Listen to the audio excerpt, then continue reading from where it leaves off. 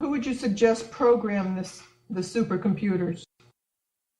Well, eventually, computers will be designed to evaluate information. For example, instead of people programming them, they will have sensors on them.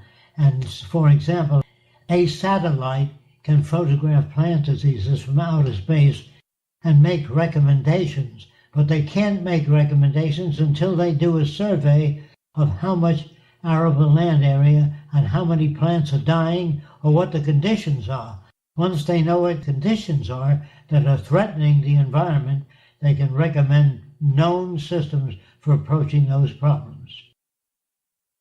And it's not so much somebody programming it, it's the statistical data that programs it, that's put into the computer so that it arrives at appropriate decisions.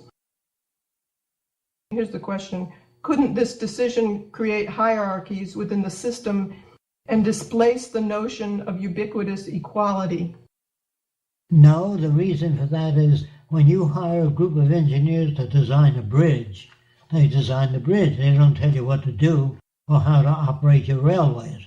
But if you hire a group of engineers to work on railways, they don't tell people what to do. They just design the railways. You don't have cross-disciplines in the sense that you have them today. In fact, even today, architects design buildings. They don't design food production systems. People that design automated food production and packaging systems do not tell you how to live or what to do. They stay within that discipline unless you ask questions about it. And the people programming computers or any of the scientists don't have any more authority over how the social direction works. They don't have any more access than anyone else.